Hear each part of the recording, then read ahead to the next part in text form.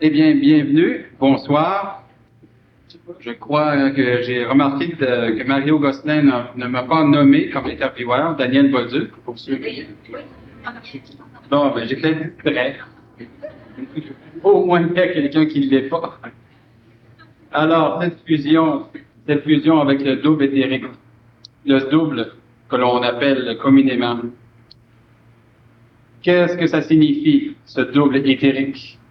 Est-ce que ce sera quelque chose qui concerne la survie de l'homme? Est-ce que c'est la seule survie de l'homme? Ce contact, est-ce que tout le monde a ce contact avec le double? Est-ce que le double existe pour tous? Ce sont des questions que bon nombre parmi vous se posent. Et cette question principalement, la fusion avec le double, invitons Daniel Kemp à nous en parler. De toute façon, comme seul, il est le seul à pouvoir en parler. Daniel Kemp.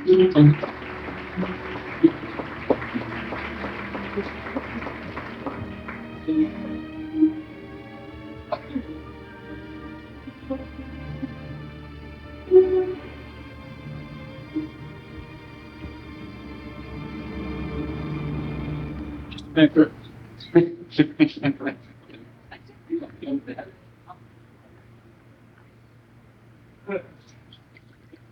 Ça marche pour cette fois-ci. Tiens, tu expérimenteras. Bon. Alors, j'ai entendu dire une chose assez intéressante. Est-ce que le double, ça existe? On fait une conférence sur la fusion avec le double, et tu dis aux gens, est-ce que le double, ça existe? Ben oui, c'est très Si le double n'existe pas, comment faire la fusion avec le double? Effectivement. C'est qu'il y a beaucoup de questions que l'on se pose, et souvent, il y a beaucoup de choses qui sont erronées. Bon. Alors, effectivement, le double existe. Est-ce que tu peux nous parler du double éthérique? Qu'est-ce que c'est? Oui, qu'est-ce que c'est que le double éthérique? Normalement, quand je fais des conférences qui sont d'une relative hauteur, soit au niveau du sujet, soit au niveau de l'énergie, il n'y a pas beaucoup de gens. Alors ce soir, évidemment, personne n'a prévu de monter toutes les chaises en haut et de finir de déménager le reste des chaises de l'ancien centre. Alors ça donne une idée un peu pour septembre. L'homme, d'autres l'ont dit, je l'ai dit souvent, n'est pas de la merde. Et il y a énormément d'individus qui, souvent, se culpabilisent, se sentent coupables de faire certaines choses. L'être humain est responsable de ses actes, mais n'est pas coupable de ses actes pour la simple raison qu'il ne sait pas exactement ce qu'il fait.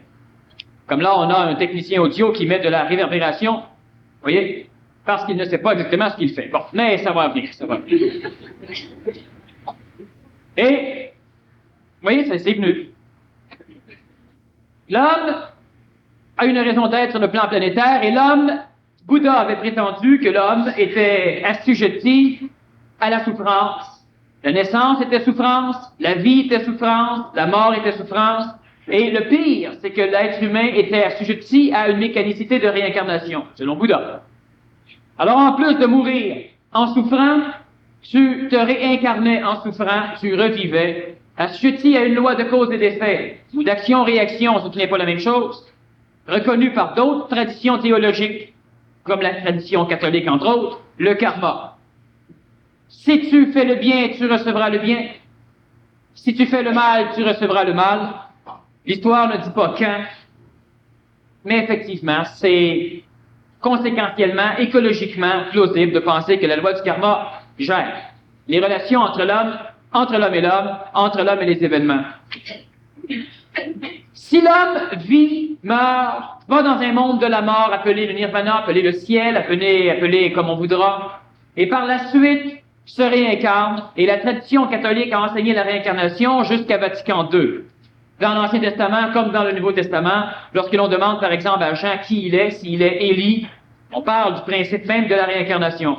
L'Église catholique a été plus intelligente que les traditions indo-européennes en interdisant l'enseignement, d'ailleurs c'est Jean 23 qui l'a interdit, en interdisant l'enseignement de la réincarnation, parce que la majorité des peuples, comme les Japonais aussi, tous ceux qui croyaient à la réincarnation, se disaient « À quoi bon évoluer dans ce vie-ci? Jouissons, puis dans la prochaine vie, on se forcera. » Alors, interdisant l'enseignement de la réincarnation, les humains finissaient par avoir conscience qu'ils avaient une vie, et c'était dans cette vie-ci qu'ils devaient faire quelque chose. D'où l'intelligence d'interdire l'enseignement de la réincarnation dans un peuple qui n'est pas prêt. Mais s'il a vécu de l'humain, et les traditions ésotériques souvent parlent de l'âge d'or de l'humanité, celle vers laquelle on se dirige. Mais après l'âge d'or, c'est l'âge d'argent. Là où les énergies intelligentes commencent à quitter le contact de notre planète. Il y a par la suite l'âge d'airain, là où les énergies intelligentes ne touchent presque plus l'homme. Et par la suite, il y a l'âge de fer, où l'humanité est laissée à elle-même. Et après l'âge de fer, un apocalypse. Et on retourne dans l'âge d'or. Ça devient stupide. Hey, la toupie. Ça va bien, ça va moins bien, ça va pas tellement bien, ça va mal en sacre bleu. Ça va bien, ça va pas tellement bien, ça va pas bien, ça va mal en maudit. Ce serait l'évolution de notre humanité. Le principe même de la réincarnation est un peu le même phénomène. L'être humain meurt, vie, meurt, vie. Jusqu'à quoi? Parce que la question que l'être humain ne doit jamais se poser, à quoi ça sert d'évoluer? Il ne doit jamais se poser cette question-là. Il ne pourra pas y répondre immédiatement. Il n'aura pas de toute façon, s'il a une réponse, il ne pourra peut-être pas la supporter. Y a-t-il un moyen pour arriver à échapper au monde de la mort? Parce que si l'être humain se réincarne, c'est que l'être humain a quitté le plan matériel sans avoir encore la faculté de conscience, d'instantanéité ou énergétique de pouvoir fuir le monde de la mort. Lorsque l'on fuit le monde de la mort, on fuit le monde de la vie. On est là. Mais on n'est plus assujetti à perdre la vie pour aller dans le monde de la mort. Pour aller dans le ciel. Dans certaines théologies, une théologie, qu'est-ce que c'est? C'est la transcription dans le domaine de l'âme de la perception des choses cosmiques vue par un être humain émotif. Les théologies sont toutes émotives. Et évidemment, parce qu'elles sont émotives, elles vont être assujetties à la croyance, à la foi, à l'espoir et à la certitude aveugle qu'on ne se trompe pas. Par exemple, un jour, j'ai annoncé publiquement que Dieu était un noir. Et ça l'a fait frémir bien des gens. Bon. Sauf les noirs.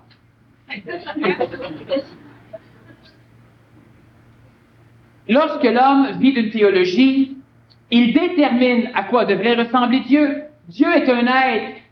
Il a déjà été un être de colère et de vengeance, à l'époque où les rois étaient des rois de colère et de vengeance, avec des armées multiples qui protégeaient les peuples élus. Et c'était l'homme qui décidait qu'il était, lui, le peuple élu. C'est pourquoi il y avait plusieurs peuples élus. Et plusieurs dieux. Plus l'évolution de l'homme s'est faite, plus l'évolution de ces dieux s'est faite, jusqu'au jour où l'homme considérait que ce serait préférable que Dieu ne soit pas de colère et de vengeance, mais plutôt d'amour et de pardon. Alors les dieux sont devenus des dieux d'amour et de pardon. À travers l'évolution de ces dieux, jamais l'humain ne comprend la raison d'être de sa présence sur la planète. Certaines théologies vont dire que l'homme est là pour servir. L'homme réel n'est pas là pour servir. Il est là pour accomplir. Et ce n'est pas la même chose. Le Nazaréen a accompli, il n'a pas servi. Comment arriver à faire en sorte que l'homme, de chair, d'os, de sang, de viscères, de psychologie, de peur, de crainte, d'angoisse, de désir, de joie passagère, de recherche de bonheur, puisse un jour être quelque chose qui ne peut plus être assujetti à cette mécanicité ascensionnelle de l'évolution de notre humanité. Dans la théologie catholique romaine, vous mourrez, vous gagnez le ciel, ou vous allez rejoindre à jamais ceux que vous avez connus et aimés. C'est vrai. Vous mourrez, vous gagnez le plan morontiel, on va y revenir. Tant que vous êtes dans le plan morontiel, si votre corps physique est suffisamment convenable, on peut vous réanimer et vous ramener à la vie. Votre âme traverse le plan morontiel. Elle va gagner le monde de la mort, le ciel. Le Nazaréen faisait une différence majeure entre le ciel et les cieux. Le ciel, c'est là que les gens qui meurent vont. Les cieux, c'est là d'où venait le Nazaréen. Et c'est là où il est retourné.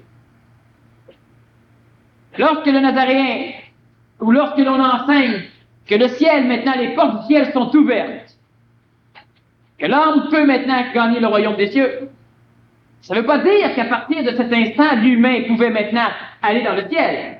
Non. Ça voulait dire que l'humain pouvait maintenant sortir du ciel. L'humain a toujours pu aller dans le monde de la mort. Mais transcender le monde de la mort pour aller dans l'au-delà du monde de la mort dans les cieux, et le premier palier des cieux porte un nom québécois, plan supramental, énergie supramentale, intelligence active, l'esprit pur, non coloré par l'émotion de l'homme. Votre esprit. La chose qui contient l'intelligence qui vous a construit. La chose qui sait pourquoi l'homme est ici. La chose qui sait pourquoi vous êtes ici. Et entre l'esprit et l'homme terrestrifié, l'homme planétarisé, il y a un problème, l'âme. L'âme, c'est un véhicule mémoriel qui se relie à des archétypes, c'est-à-dire qui se relie à de l'instruction donnée par l'esprit. L'âme explique émotivement les choses. L'âme va conserver l'ego, l'orgueil et les souffrances assujetties à l'homme. J'ai dit, lorsqu'un jour on m'a posé une question, à quoi a servi le passage du Nazaréen, de Bouddha ou de d'autres? Parce que finalement, aime les autres comme toi-même, ça n'a rien donné sur la planète, on se bat autant qu'avant. Et j'ai expliqué qu'effectivement, l'âme n'évoluait pas. Ce n'est pas l'âme de l'âme qui évolue. Après 2000 ans d'instruction de l'âme, il n'y a rien de changé. C'est sûr, l'âme n'évolue pas. Ce n'est pas l'âme qui évolue. L'âme conserve l'identité. L'âme conserve l'illusion d'évolution. Et l'âme apprend. Elle apprend. Mais elle ne comprend pas. Ce n'est pas l'âme de l'homme qui peut comprendre les choses. C'est le mental de l'homme. Pas l'intellect. L'intellect, c'est un mental naissant, tout petit, assujetti au désir émotif de l'âme. L'âme est la peur. L'intellect est puissant. L'âme transmet sa peur à l'intellect. L'intellect construit des armes nucléaires pour assurer l'âme. Et le mental ne construira jamais d'armes nucléaires parce que le mental, il est logique, conséquentiel et écologique. Et c'est d'ailleurs le mental qui doit un jour devenir le seul maître de l'homme. L'âme, c'est quelque chose de primordial, d'essentiel. C'est comme l'échafaud pour construire une maison. Jusqu'au jour où on doit ôter l'échafaud pour laisser la maison se révéler. L'âme est l'ennemi de l'esprit. L'âme conserve votre expérience, vos mémoires. Vers l'âge de 2-3 ans, vous avez commencé à savoir que vous existiez. Au lieu de dire « Daniel a faim », vous avez commencé à dire « j'ai faim ». Vous avez fini par dire non à des choses. Preuve d'intelligence ou d'intellectuance. Et au fur et à mesure de votre expérienciation planétaire, l'accumulation d'expérience, l'âme se gonfle. L'accumule de la mémoire, l'accumule de l'expérience, et il finit par s'identifier cette expérience. Alors un jour, un camionneur parlera que de camion. Le médecin parlera de médecine. Le chauffeur de course parlera de chauffeur de course. Le fermier parlera de ferme. Et ne dites pas à un fermier que les fermiers sont des vaches, il sera colérique. C'est ça un camionneur, il rira avec vous. Mais dites pas un camionneur que les camionneurs, il y en a qui, la majorité des camionneurs, c'est des égouts. Le fermier va rire, pas les camionneurs. Alors, à un moment donné, on s'identifie à la mémoire que nous avons. Et ça, c'est dans l'âme. L'âme est paramétrée par une enveloppe, le périsprit, le séraphin. C'est un mot. Une enveloppe d'énergie vitale. Exactement comme l'énergie vitale, yin et yang, des acupuncteurs. Sauf que c'est de l'énergie vitale de type hominal, que l'acupuncture ne connaît pas encore. Lorsque l'être humain meurt, lorsque le corps physique n'a plus la faculté vitale de conserver l'âme chez lui, l'âme le quitte. Le corps vital quitte le corps physique, la mémoire du corps physique est partie. Alors le corps physique pourrit. Il est digéré par le plan planétaire. L'âme rentre dans le monde, dans le plan morontiel. Un monde similaire à l'esprit, mais qui n'a pas la conscience de sa présence. est au-delà du plan amourociel, et quand on dit au-delà, c'est simplement parce qu'au niveau des subtilités, l'âme étant plus légère que le corps physique, elle est moins attirée par l'énergie tellurique de notre planète, alors elle monte. Comme l'hélium va le faire, ou l'hydrogène va le faire, sur les strates de carbone, d'azote et des gaz qui constituent notre atmosphère. L'enveloppe touche le monde de la mort. Le monde de la mort, c'est le ciel.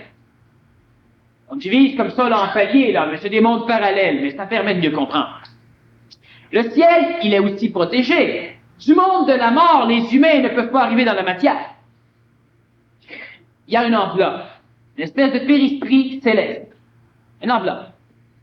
Une enveloppe duquel vont descendre certaines mémoires. Des personnes mortes avant vous et qui vont venir vous voir, vous chercher pour vous montrer le chemin. Jusque-là, c'est l'évolution actuelle de l'humanité et c'est l'évolution antérieure des humanités qui ont vécu sur notre planète. Mais c'est une chose qui est en train de changer et qui va changer dans les centaines d'années à venir et qui va changer avec dans les quelques années à venir pour certains. L'homme n'ira plus vers ce monde de la mort. Pour ça, il y a des conditions fondamentales qu'on va expliquer. Cette âme, elle touche le monde de la mort et l'énergie vitale du séraphin ne peut pas pénétrer ce monde de la mort. Alors, il souffle. Et l'âme, ainsi que les mémoires volatiles, l'expérience contenue dans l'âme, l'ego, rentre dans le monde de la mort. Là, vous êtes mort. Deux morts. Corps physique, l'illusion de la mort. Pénétration du monde de la mort, le ciel, oui. La théologie dit que vous allez rejoindre des personnes que vous avez connues et aimées, et cela pour l'éternité. Oui. Je le dis brièvement ce soir, j'en ai parlé dans des conférences sur la réincarnation, comment survivre à sa mort, et ce genre de conférences. Lorsqu'on pénètre le monde de la mort, chaque palier du monde de la mort, il y en a plusieurs. Il y a un palier infernal, il y a une gamme de paliers purgatoriels, purgatoires, et certains paliers hautement spirituels. Selon votre affinité vibratoire, vous allez vous évoluer à travers le monde de la mort. Et le temps, dans l'Antiquité, ça prenait un certain temps parce que l'être humain est extrêmement massif au niveau de l'âme. Il tuait facilement, il chicanait, il était colérique, il était vaniteux. Alors, le temps purgatoriel était plus long. Vous vous diluez et vous vous fusionnez à ceux qui sont en harmonie avec vous. Quand je dis vous vous fusionnez, je veux dire que vous rejoignez pour l'éternité ceux que vous avez connus et aimés. Mais vous n'êtes plus vous, ils ne sont plus eux. Vous êtes maintenant quelque chose de neuf, uni. C'est ça la fusion. C'est chiant pour l'ego, mais on peut se référer à certaines conférences, ça explique un peu. Alors, la théologie catholique romaine, elle a raison. Hier, dans une émission radiophonique, on me demandait si j'étais contre la tradition. J'ai dit non. Je ne suis pas contre la tradition. Contre le fait qu'on s'y attache, oui, mais pas contre ce qu'elle transmet. La tradition n'a jamais menti, mais elle n'a pas tout dit. Et c'est normal, on en rajoute un peu. Lorsque le Nazaréen est passé, il a perfectionné la tradition, ce qu'on appelait l'Ancien Testament. Et à un moment donné, il faut perfectionner le Nouveau Testament. Et à un moment donné, il faudra perfectionner autre chose. Alors, effectivement, il y a fusion. Et à un moment donné, l'être humain va se réincarner dans un contexte planétaire, dans des conditions que j'ai déjà expliquées. Et si vous avez des questions, la deuxième partie, on y répondra. L'homme se réincarne, il revient, il revit. 99% du karma qu'il aura est le karma relatif, sa culpabilité, c'est qu'il va s'imposer lui-même. Et il refit jusqu'à temps qu'il remeure, et puis il recommence. C'est très intéressant, c'est plaisant. Sauf qu'à un moment donné, l'homme doit faire autre chose que de jouer au yo-yo. Partir pour un monde meilleur. T'es rendu là-dedans, ben, t'as plus de conscience de grand-chose, tu te fusionnes inconsciemment, puis à un moment donné, tu te réveilles, tu viens de naître. Alors, chaque fois qu'on part pour un monde meilleur, on part pour revenir. Et cette évolution-là, bien, elle devient absurde. Elle est intelligente parce qu'elle a une raison d'être. Elle a une grande raison. Mais à un moment donné, moi, et puis vous, et puis d'autres, vont cesser de gagner le monde de la mort en perdant leur identité. Savez-vous pourquoi? La grosse question du principe de la réincarnation, c'est comment ça se fait qu'on ne se rappelle pas de nos vies antérieures? Ben, t'es mélangé avec un paquet de mecs quand tu te réincarnes. Tu ne te rappelleras pas de grand-chose. Ouais, mais la régression dans les vies antérieures par l'hypnose, ouais, tu régresses dans des mémoires astrales, tu n'as aucune idée. Ça, c'est pas une preuve que c'est ta vie. Et puis, ça peut être aussi l'une des entités qui t'habitent maintenant. Et c'est à l'adolescence qu'on fusionne ces personnalités, c'est pourquoi ça devient compliqué l'adolescence. L'homme, c'est, par la tradition, mais ça va se revivre prochainement ici et au Québec. Pas par moi, par d'autres. Ça va se revivre. À un moment donné, il y a un bonhomme qui devient tout lumineux, puis qui commence à flotter dans les airs, et puis un nuage qui l'entoure, un nuage d'énergie supramentale, mais la femme de Sri Aurobindo avait aussi parlé de la neige supramentale, de ce genre de choses. Et là, c'est le Nazaréen qui fait l'ascension, ou Élie, ou d'autres. Le corps du Nazaréen, on ne le retrouve pas, parce qu'il a été terrifié. Ça a été terrifié les autres, mais le Nazaréen, son corps a été supramentalisé. C'est ce qui a d'ailleurs donné une espèce de photographie dans une guenille d'aventuré. Une photographie d'un rayonnement et d'une forme d'énergie nucléaire qu'on ne connaît pas encore parce qu'elle est humaine et non pas minérale. Et le Nazaréen a simplement été chercher son corps. On appelle cela amener son corps avec soi dans sa mort. Pour cela, on ne gagne pas le monde de la mort. J'explique des petites choses. Parmi toutes les apôtres, et il y en avait des dizaines, du Nazaréen, un seul. Ce n'était pas un apôtre, c'était un ami. D'ailleurs, il avait même un lien presque sanguin avec le Nazaréen. Ce seul personnage, Lazare, a accepté, il a eu confiance. Pierre n'a pas eu confiance, Pierre n'a pas trusté le Nazaréen. Hein, le coq a chanté 3 fois. Remarquez qu'on a poussé le coq un peu. Faut que les traditions s'accomplissent. Bon. Mais n'empêche que Pierre n'a pas eu confiance jusqu'au bout. Et les autres non plus. Par la suite, ils n'ont pas eu confiance. Quand ils ont revu le Nazaréen, Pierre a accepté de mourir, il y en a un paquet qu'on appelle ça des martyrs. Oh, ils ont eu confiance après, parce qu'après, ils n'ont pas eu confiance. Ils ont été manipulés après par la culpabilité de ne pas avoir eu confiance du vivant du Nazaréen. Ils ont eu confiance après. Ils ont regretté après. Et c'est ce regret qui les a permis de donner l'illusion de la confiance. Lazare. Lazare accepte de faire une chose qu'un jour d'autres humains devront faire. Plus il y en a qui le font, plus c'est facile de le faire. Alors, c'est pas le même genre de phénomène. Lazare accepte de se laisser emporter par le Nazaréen dans un monde qu'aucun être humain vivant ne connaît. Le monde de la mort. Pour cela, il faut quoi? Il faut avoir un double éthérique. Et il faut avoir commencé la fusion avec son double éthérique. Et il faut avoir une garantie planétaire d'une énergie suffisamment puissante pour sortir celui qui est en train de s'initier du monde de la mort. Le Nazaréen, on en a déjà parlé dans une conférence, ce que le Christ n'a pas dit, avait encore un peu d'ego lorsqu'il était sur la croix. Le Nazaréen est de l'esprit et il devait gagner le monde de la mort vivant. Donc, en ayant conscience de qui il était. Juste avant de faire cela, il a initié Lazare parce que c'est Lazare qui a reçu par la suite l'autorité du Nazaréen et non pas Pierre. Pierre a reçu une forme d'autorité, créé l'Église que nous connaissons aujourd'hui. Les papes sont les successions, planétaires de Pierre. Lazare a accepté de laisser son corps, de gagner le monde de la mort, de faire certaines choses, et quand son corps commençait à s'en aller, à pourrir, le Nazaréen est revenu. On demande au Nazaréen, on lui dit, ton grand ami Lazare est malade. Et le Nazaréen répond, oui, alors je vais aller le guérir. Mais dans quelques jours. C'est la seule fois que le Nazaréen décide de retarder une guérison. Parce que Lazare n'est pas malade. Et personne ne peut comprendre. Alors, il s'en va manger, il jase avec un paquet de gens, et par la suite, il se dirige vers l'endroit où Lazare est apparemment malade. Et la famille de Lazare vient rencontrer le Nazaréen, et elle lui dit, il est trop tard, il est mort. Le Nazaréen répond, non, il dort. On lui dit, ben, s'il dort, il pue. En tout cas, c'est pas ça qu'on dit, là, mais en tout cas, quelque chose dans le genre. Et le Nazaréen répond, non, il dort.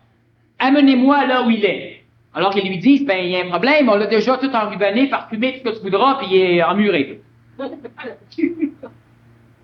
Pas un problème. Il dort.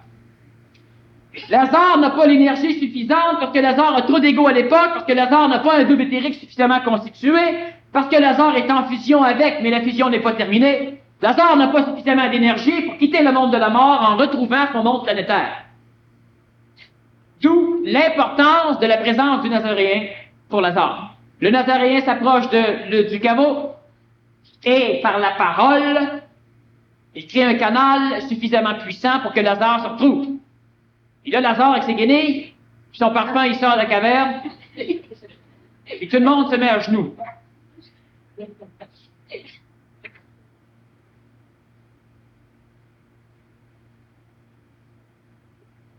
L'homme est un véhicule de chair. Vous l'avez tous constaté. Ceux qui ne le savent pas encore, vous essayerez de sortir par les murs tout à l'heure, et vous constaterez que l'homme a au moins un véhicule de chair.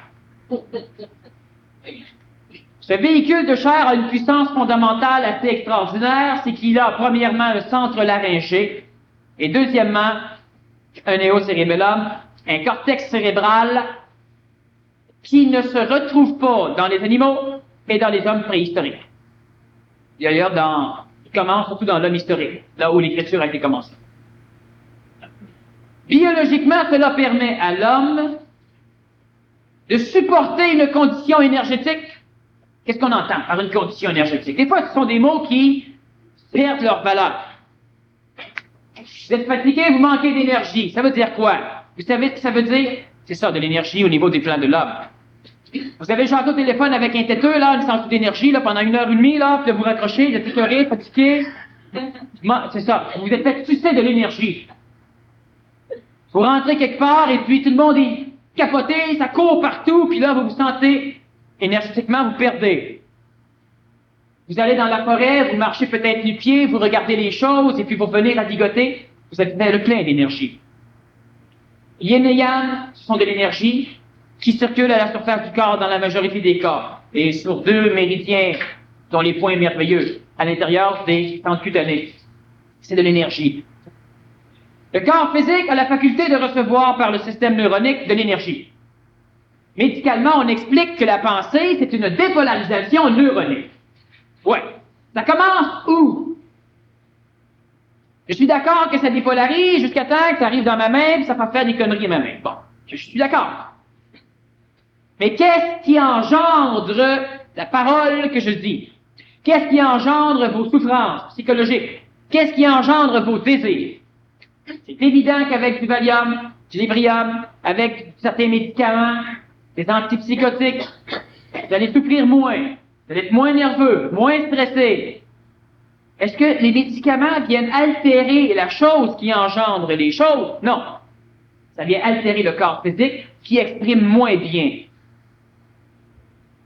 Le cerveau, les neurones, font que l'homme est quelque chose d'autre.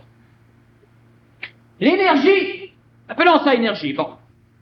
Il y a quelque chose quelque part qui se garage dans l'univers, et son problème, c'est qu'elle connaît le temps et l'espace. Elle se densifie, elle involue. Et cette chose s'appelle, dans la plus grande dénomination, Dieu.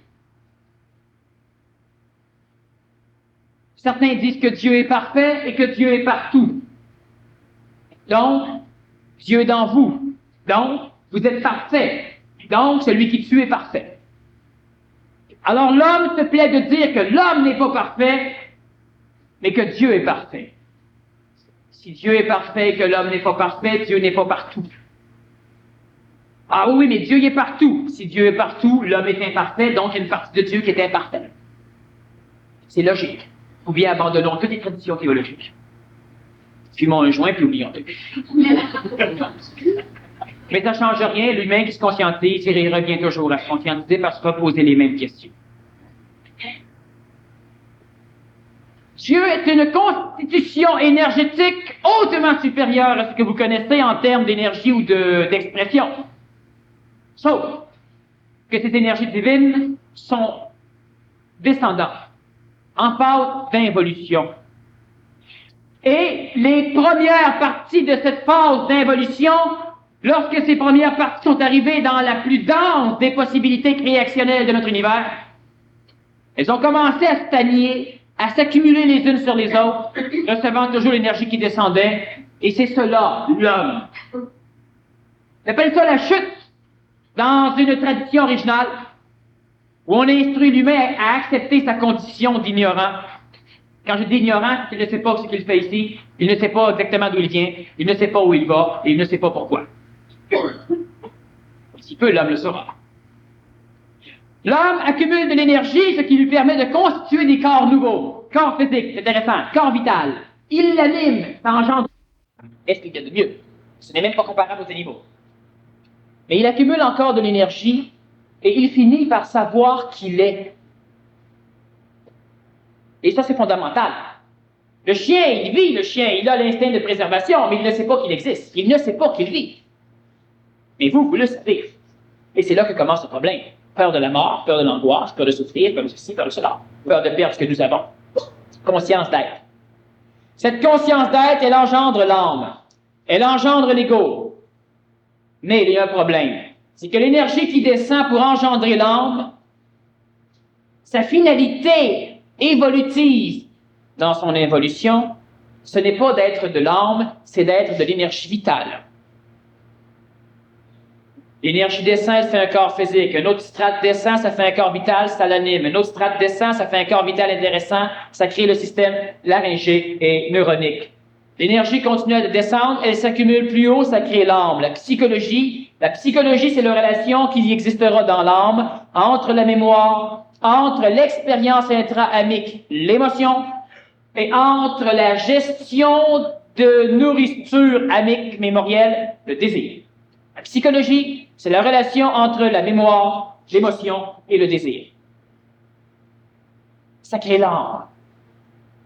L'âme devient suffisamment énergisée, orgueilleuse, pourrite apparemment, mais c'est génial, qu'elle finit par accumuler l'énergie sur une strate plus haute, le plan mental, l'intellect pour commencer. L'énergie s'accumule sur le mental, et lentement, cette énergie prend une autre saveur, l'ajusteur de pensée. L'ajusteur de pensée, ça fait quoi? Ça fait qu'à un moment donné, vous venez pour dire quelque chose, puis vous dites autre chose. Puis si vous êtes attentif à vous écouter parler, vous allez vous rendre compte que vous êtes capable de vous instruire. Là, vous devenez vos seuls maîtres. Mais l'humain n'aime pas s'écouter parler. L'humain préfère écouter ce qu'il va dire dans sa tête, puis dire n'importe quoi quand il parle, puis écouter les autres parler de temps en temps. Mais pourquoi pensez-vous que vous avez un problème et vous ne connaissez pas la solution? Vous rencontrez quelqu'un d'autre qui ne connaît pas la solution, qui n'a pas d'expérience, hein, c'est le voisin, le beau-frère, la belle-sœur, la mère, la belle-fils. Et vous discutez par la parole. Et l'ajusteur de pensée ne fonctionne qu'en ajustant la parole. Alors on parle. Et en parlant, la solution arrive. Vous ne la connaissiez pas. Et si vous auriez voulu y penser, pensez-y pendant 2 jours, 3 jours. Vous risquez fortement de souffrir plus, mais il faut avoir de solution. Et souvent, l'être humain, lorsqu'il cesse de penser, la solution arrive. Et la pensée, c'est pas ce qu'il y a de mieux. Hein? L'ajusteur de pensée, on continue à accumuler l'énergie. Souvent, on a des personnes qui se disent, c'est écœurant, il n'y a plus d'écoute. Tout le monde veut parler. C'est génial, parler. Tout le monde veut parler, mais c'est justement, le Québécois surtout, il y a une grande gueule. Il y a un exemple ici. Bon. Faut parler. La parole est d'or. Le silence est d'argent. Dans l'ancien temps, c'était l'inverse. La parole, l'ajusteur de pensée. Et qu'est-ce qui vient après? Le contact avec votre esprit. L'énergie supramentale. Supramentale, supérieure au mental. C'est pas un bonhomme avec un vaisseau spatial qui vient poser ses pattes sur votre tête. C'est pas quelqu'un qui vient parler dans votre tête et qui vous dit « Hey, le cœur, pas ça que tu fasses. » Ou encore, je m'appelle Chéri Machin Chouette, je suis ton esprit. Et je viens te dire ce que tu dois faire pour te sauver. Mais non. Ça, quand quelqu'un vient vous dire ça, là, allez vous laver la tête dans le bol des toilettes. Tu dois t'en aller. L'homme doit être son seul maître. Ça vient vous dire, hey, tu devrais faire ça. Vous devrez répondre, ouais, je vais y penser. Et non, je suis le grand maître. Si tu m'écoutes pas, j'en reviens plus. Parfait, va-t'en. Et non, l'humain qui se croit médiocre, sac, j'ai un grand maître dans ma tête, torieux, ça m'a rien écouté. Mais non, reste, je me mets à genoux, je me mets à ramper, bouffer mon tapis, il va tout faire. Et là, le grand maître, il dit, parfait, va porter la bonne parole, je te missionne. Fais des disciples, amène des gens, fais-moi connaître. Le grand maître a besoin d'énergie. Il ramasse des humains pour les têter. Tous les phénomènes de maître, de gourou, et toutes les théologies ont une chose très importante qu'ils donnent aux maîtres ou aux disciples. Convertissez autrui. Ici, les gens viennent. Des gens qui partent frustrés, des personnes qui courent après. Des fois, on les rembourse même, pour être sûr qu'ils vont aller acheter ailleurs la prochaine fois. La personne qui vient, c'est parce qu'elle vient. Il y a beaucoup de gens qui vont à des places librement. Il y en a qui vont à l'église librement. La journée qu'ils vont voir leur prêtre et qu'ils leur disent « Je pense que je ne viendrai plus à la messe. » Et si le prêtre répond « Aucun problème, c'est ton choix. » Ce prêtre-là, il est au-delà des prêtres.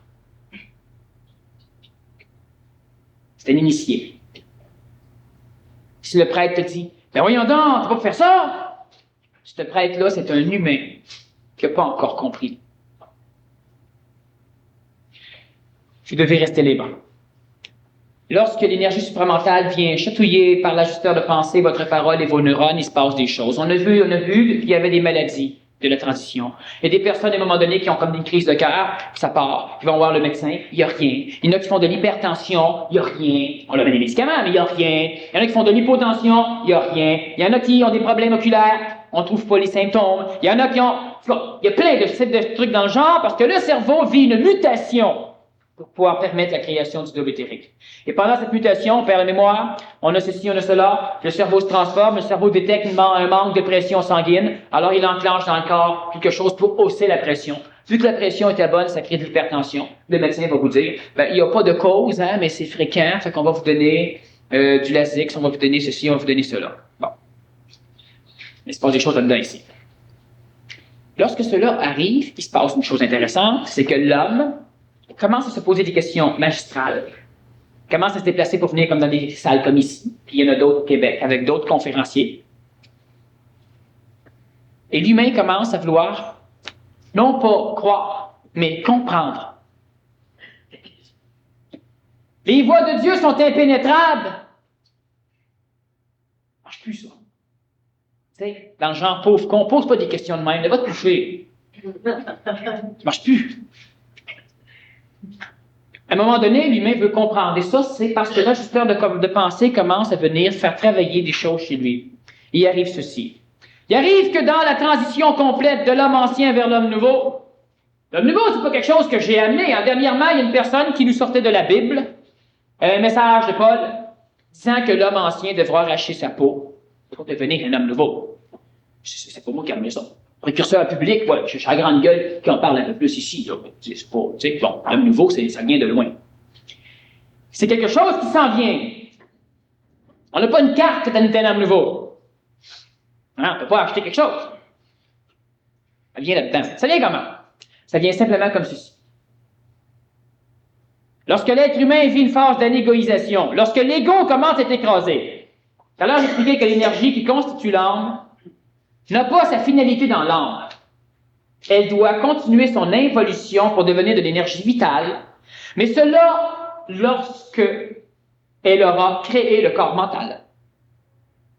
Lorsque le mental est créé, l'humain est capable d'être conséquentiel. Autrement dit, tu ne voleras point. Pas dans les airs, ça. Tu ne voleras point. Ça fait partie, c'est l'un des 20 commandements de Dieu. J'ai dit souvent qu'il y avait eu 2 tables de commandements, chacune contenant 10 commandements, et le bonhomme qui est descendu de la montagne, il a échappé une, puis il l'a cassé.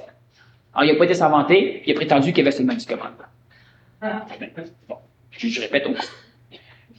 Tu ne voleras point. Tu ne voleras point, savez-vous pourquoi il ne faut pas voler? Pas parce que c'est un commandement de Dieu! Parce que c'est stupide de voler. Parce que c'est inécologique de voler. C'est pour ça qu'il ne faut pas voler.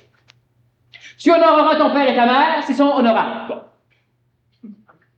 Ça, c'était écrit sur le petit bout qui manque.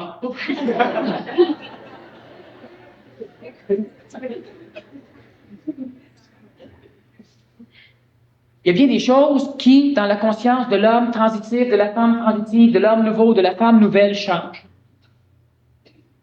Mais lorsqu'on change d'une façon anégoïque, Il n'y a aucun commandement d'aucune religion auquel on pourra passer à côté. Il n'y en a plus. Sauf qu'on n'a pas besoin d'apprendre la religion pour accomplir la religion. La religion, c'est une technique. Ça vient du mot religare, qui veut dire relier. C'est une technique pour permettre à l'homme de se relier. Et lorsque l'homme est relié, il n'y a plus besoin de la technique. Mais comme toute technique planétaire, la technique, elle enseigne à l'être humain à arriver à quelque chose, et elle fait tout pour que l'être humain ne puisse plus se passer de la technique. Vous faites du yoga, ça vous calme. Cessez d'en faire, vous allez revenir fou. Donc, le yoga vous rend calme, mais le yoga, en même temps, vous esclavagit à lui. C'est un peu comme une drogue que vous prenez. Vous prenez une substance qui vous permet de ne plus mourir, de vivre éternellement. Sauf qu'à l'instant où vous passez une journée sans manger, après avoir commencé à prendre, vous mourrez. Elle vous donne l'éternité, mais c'est une drogue, vous devrez en prendre toujours. Les techniques font ça. Les religions aussi. La technique, elle n'est pas mauvaise, elle est bonne. C'est l'homme qui est problématique, pas la technique. Lorsque l'être humain est conséquentiel, lorsque l'être humain arrive à être en contact avec son esprit, il n'a plus besoin de lire un livre, savoir quoi faire. Il accomplit, il fait. Mais pour cela, l'être humain doit être sans orgueil. Et être sans orgueil, c'est le travail qui doit être fait. J'explique encore des petites choses. L'énergie devient de l'âme. L'âme crée le mental crée l'ajusteur de pensée entre en contact avec le plan supramental, et là, l'homme, pour la première fois, a un contact avec ce qu'il appelle Dieu, mais dans les cieux, puis dans le ciel, à un niveau où Dieu n'est pas con. À un niveau où Dieu n'est pas con. Ça veut dire quoi? Ça veut dire qu'à un moment donné, il y en a un qui ouvre la Bible, qui ouvre le Coran, qui ouvre un livre, et puis là, il est touché par Dieu. Illumination. Là, il est fou comme la mort, barbouillé d'enthousiasme, il est heureux, il ne veut plus rien savoir de personne, il sait tout. Il n'a même plus besoin du contact avec Dieu. Il y en a assez dans sa mémoire, pour savoir. C'est ça le problème, il y a trop d'ego. Mais le Dieu est venu à son niveau. Vous ne pouvez pas recevoir un contact avec de l'énergie supramentale, de l'énergie intelligente, à un niveau où vous n'êtes pas capable d'aller. Donc, l'énergie vient à votre niveau. Mais à votre niveau, elle vous explique ce que vous pouvez comprendre. C'est-à-dire qu'à votre niveau, elle vous explique ce que vous voulez comprendre. Et au cours de votre vie, expérience après expérience, illusion sur désillusion, vous augmentez votre capacité de ramasser de l'énergie. Et finalement, à un moment donné, sac, c'est pourtant simple à comprendre, c'est clair, c'est évident. Comment ça se fait que j'ai pas compris ça, là? Après. À un moment donné, tu dis à quelqu'un, ouais, tu comprends pas, maudit, c'est pourtant très évident. Non, non, toi, tu as un niveau vibratoire où tu le vois, l'autre, tu as un niveau vibratoire où il le voit pas. Ça sert à rien de crier. C'est laisse en paix, dans 2 heures, dans 2 ans, dans 200 ans, il va comprendre. L'homme a cette phénoménologie de l'évolution, et à partir de ce moment donné, l'intelligence supramentale commence à vous écraser. Et là, vous allez commencer à souffrir. Plus vous êtes conscientisé, plus vous risquez d'être malade, d'avoir des accidents, d'avoir des problèmes, de souffrir, de voir votre famille se retourner contre vous. Paquet de choses comme ça. Pour vous montrer que ce n'est pas votre ego qui allait dominer, ce n'est pas vous qui êtes le maître, pas au niveau de l'âme. Il arrive simplement dans l'être dans l'homme nouveau que l'intelligence supramentale, l'esprit, commence à écraser l'ego. Un exemple. Vous vous habillez tout bien beau, là, vous allez dans un restaurant, vous rentrez, puis là, à un moment donné, vous êtes un petit peu fier de vos habits. Celui qui se conscientise pas, il peut être fier, pas de problème, mais celui qui se conscientise, puis il y en a. Moi, je suis bien fier, là. Là, la serveuse, elle passe, elle renverse la moutarde dessus. Pourquoi ça m'arrive à moi? Parce que toi, tu commences à avoir de la puissance. Tu ne dois pas avoir de l'orgueil, parce que tu vas devenir très dangereux. Alors, voilà, c'est toi. Tu vas gueuler, tu vas chialer, t'apprends. Puis si tu te dis, bon, ben, c'est ça. Voyez-vous en mettre l'autre bord? Équilibrer un peu. Tu peux manger comme ça, on ne voit pas. Il y a des moyens. Tu peux te faire un autre... tu peux virer l'autre... Il y a bien des moyens. Le meilleur moyen, c'est de s'en foutre. Ouais, mais les autres, qu'est-ce qu'ils vont dire? C'est leur job de dire. C'est pas votre job de souffrir parce que les autres veulent de la moutarde sur le veston. C'est votre homme. Mais ça, l'humain a de la difficulté à le saisir. Et c'est ce qui arrive quand l'humain évolue. L'évolution, on dit, on pense. Mais ça, c'est une menterie. Plus on évolue, plus on est en paix. Voyons donc. Les Araméens avançaient à quoi? Lazare a failli pourrir une caverne à cause que le monde qui ne comprenait pas l'a voulu l'enterrer avant qu'il meure. Il y en a un paquet qui sont morts sous des bûchers. Jean Paulin est mort assassiné. Il y en a un paquet d'autres, Luther King, qu'on peut en mettre tant qu'on en veut. Plus on se conscientise, plus c'est la paix. Vous avez compris ça? Kim, plus t'es cave, moins t'as de problèmes. C'est un fait. Plus tu te conscientises, plus tu lis, plus tu apprends, plus tu te poses des questions, plus t'es bien. Hey. Savez-vous pourquoi qu'on a instruit l'humain? C'était le bonheur dans l'évolution. C'est le seul moyen qu'ils veulent bien accepter son évolution. Parce que sinon, oui, on leur fait. Moi, je comprends rien à rien, puis là, tu veux que je comprenne pour commencer à broyer, tu sais. Moi, j'aime autant rien comprendre à rien, puis pousser ma charrette, puis... Ouais, mais t'étais un esclave! Oh oui, j'étais un esclave heureux, toi, t'étais un maître malheureux. Mais sauf que le rôle de l'homme, ce n'est pas d'être heureux. Le rôle de l'homme, ce n'est pas d'être en paix. C'est un chemin intéressant et intelligent sur lequel on peut voyager, mais ce n'est pas le rôle de l'homme. Il peut évoluer en paix, il peut évoluer en souffrance, mais le rôle de l'homme, c'est son ascension. C'est pas la paix ou le bonheur. Il peut le faire en bonheur, il peut le faire en malheur, mais il change. Alors, il arrive ceci. Il arrive que plus on se conscientise, plus on entre en contact avec son esprit, et l'ego, l'âme, ne veut pas laisser la place à l'esprit. Moi, je veux rencontrer Dieu, dit l'homme. Mais mon pauvre petit, si tu rencontres Dieu, tu seras tout sauf Dieu. Parce que tu ne peux pas être la chose que tu vois. Oui, mais je veux rencontrer Dieu, parce que je veux devenir Dieu. Quand tu deviendras Dieu, tu ne seras plus là. Tu ne seras plus toi, puis tu ne sauras plus que tu étais là. Ça va de soi. Tu seras Dieu, mais tu ne seras plus toi. Alors l'homme, quand on lui dit qu'il ne sera plus toi, il trouve ce putain pas mal. Et puis, il invente des évolutions émotives. L'esprit descend, l'esprit écrase, et qu'est-ce qui se passe? Il se passe simplement que lorsque l'âme commence à être écrasée suffisamment, elle devient de l'énergie vitale. Vos maladies vont commencer à être guéries lorsque vous allez être suffisamment anégoïque. Cessez de vous prendre au sérieux. Je le dis, c'est facile à dire. Vous en allez en automobile, il y a un gars qui vient vous coller en arrière, carrément collé dessus, là. Eh ben lui, là, ça c'est de l'orgueil. Vous êtes fait. Il décide de dépasser à droite, puis vous êtes un fiefé coquin du code de la route. C'est à droite, on dépasse pas. Fait que tu te mets à droite, passeras à gauche. C'est de l'orgueil. Vous avez déjà roulé sur une autoroute pour vous rencontrer quelqu'un qui roule à gauche à 100 km à l'heure. Là, vous lui demandez de se passer à droite parce que c'est préférable de dépasser à gauche. Mais le gars, il roule à 100, la limite, c'est 100. Tout le cave suit. Le gars, il se pense correct, il est avec la loi. C'est de l'orgueil.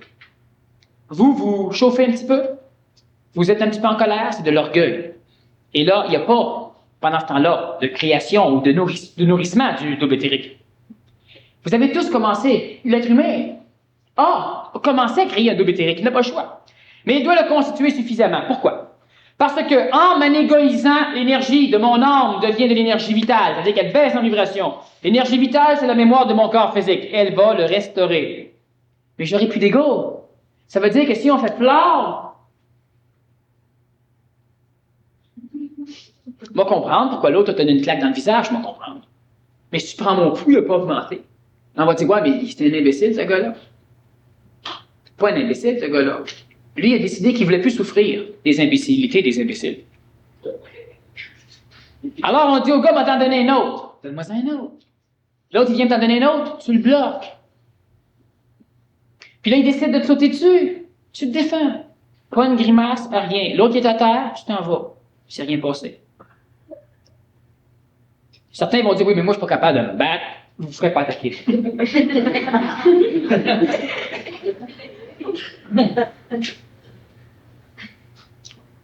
L'anégoïsation finit par mettre suffisamment d'énergie vitale dans le corps physique.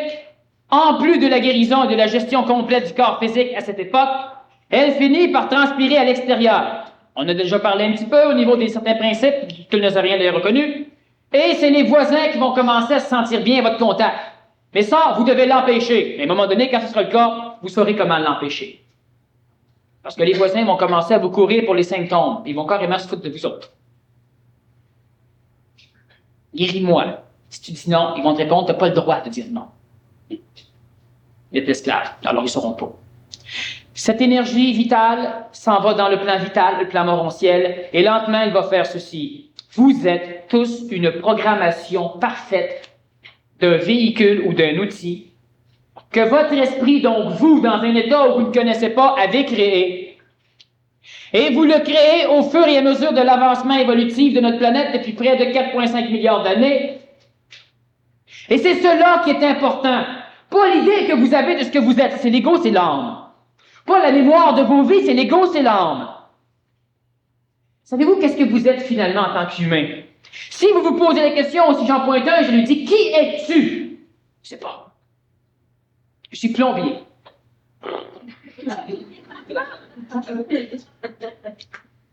Qui êtes-vous? Eh bien, c'est ce qui êtes-vous qui est important. Ce qui êtes-vous, lorsqu'il est suffisamment perfectionné, ne doit pas aller dans le monde de la mort.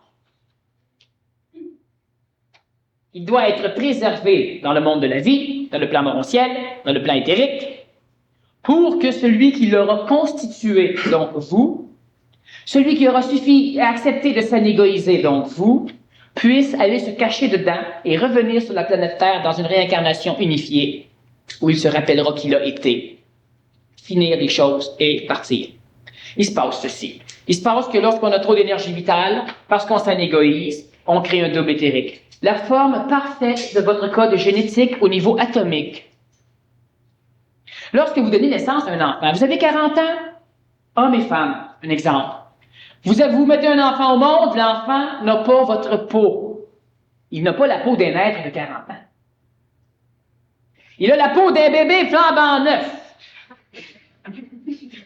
Il a un cœur flambant neuf, des reins flambant neufs, il est parfait. À part certaines torts génétiques qui pourraient peut-être y avoir, mais ça s'en va de plus en plus, ça se corrige de toute façon dans une société intelligente et conséquentielle. Donc, pourquoi êtes-vous capable, même si vous êtes apparemment vieilli, de donner naissance à de la neuve vie? C'est cette forme qui va être reconstituée dans le plan morontiel et elle va énergétiquement être recréée à l'image exacte de la forme énergétique vitale qui vous constitue présentement.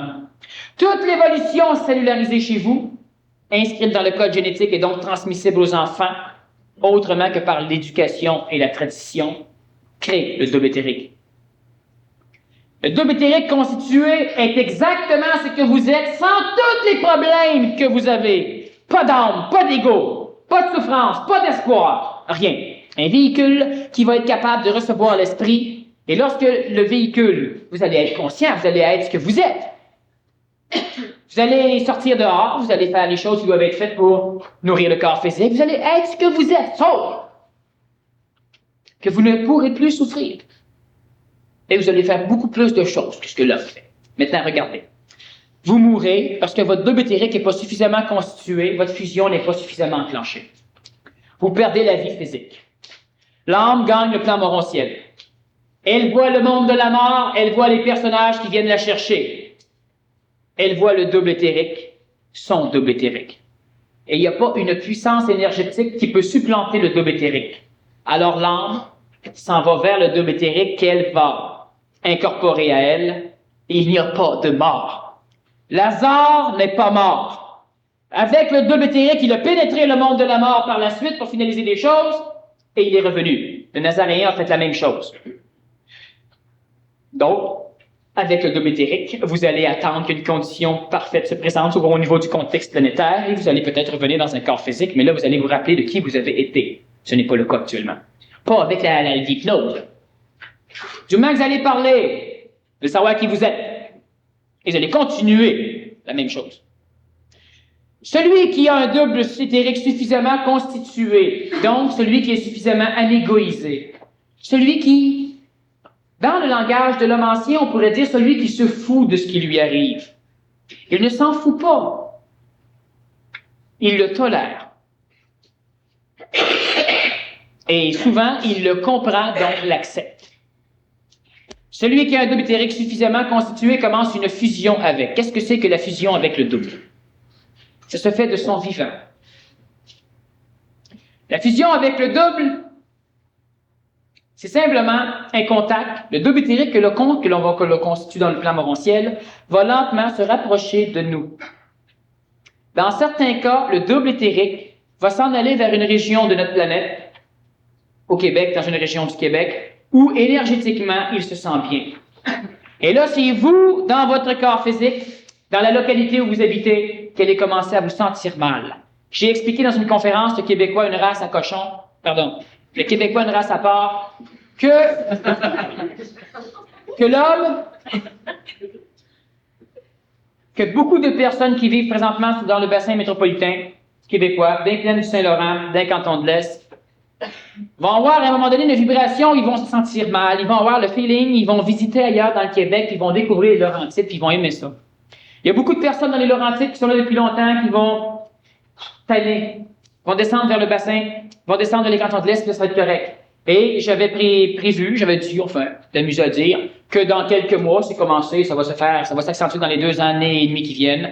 Les terres, les maisons dans les Laurentides vont perdre de la valeur. Dans les cantons de l'Est, ça va commencer à prendre de la valeur. Ça va permettre à ceux qui ont à monter en haut de pouvoir monter, et ça va forcer à fuir ceux d'en haut vers le sud. Le double éthérique, à un moment donné, monte vers les Laurentides. Le double éthérique suffisamment constitué va se diriger vers le bouclier canadien, le Québec ésotérique. Montant là, si le corps physique ne reste pas là, la personne va commencer à se sentir mal, elle va être malade, elle va être diarrhétique, elle va être fatiguée, elle ne dormira plus, elle va être stressée. Puis à un moment donné, il faudra qu'elle rejoigne son double éthérique pour se le retrouver. La fusion, le double se rapproche et il commence à investir le corps physique de l'homme. Le double éthérique, c'est un véhicule parfait dans le monde supramental qui est tout à fait en contact. Le double éthérique, il a 2 fonctions. Premièrement, il va avoir la faculté par un canal de relier l'être humain qui est vivant et il pourra servir de contenant à l'esprit pendant la vie, le vécu de l'humain. Lorsque le Nazaréen disait « Je parle avec mon Père dans le ciel », le Nazaréen se faisait fourrer bien raide. Il était à un niveau ascensionnel intéressant. Et il voulait obéir à son Père dans le ciel. Mais à un moment donné, le Nazaréen, on lui demande qui il est. Il est le Fils de Dieu dans les cieux. Là, il a un double éthérique et il a commencé sa fusion avec. Jusqu'à la fusion complétée, et on demande au Nazaréen qui es-tu? Et le Nazaréen répond, je suis. Il n'est plus le Fils. Il est. Le double éthérique se rapproche de l'homme. Ça crée certains symptômes. Ça va vous obliger à avoir un ajusteur de pensée de plus en plus éloquent. Vous allez venir pour dire, tu sais, vous venez de conférence comme ce soir, par exemple. Vous allez ailleurs, vous pensez à des choses. Vous rencontrez quelqu'un, vous voulez parler. Hey, tu sais, j'ai été à une conférence, ben non, j'ai pensé à une affaire, ça c'est... ben c'est bon, mais... non, maudit, ça... Il y en a qui doivent vivre ça de temps en temps. La personne avec qui vous voulez parler n'est pas apte, elle n'a pas à vous entendre parler.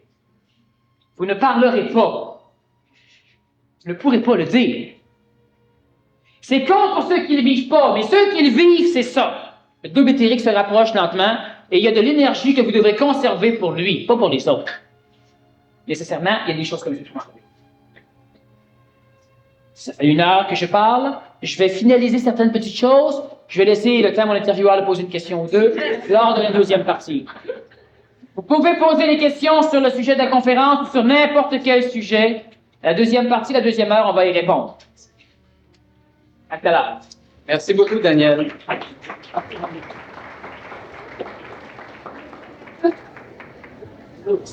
Je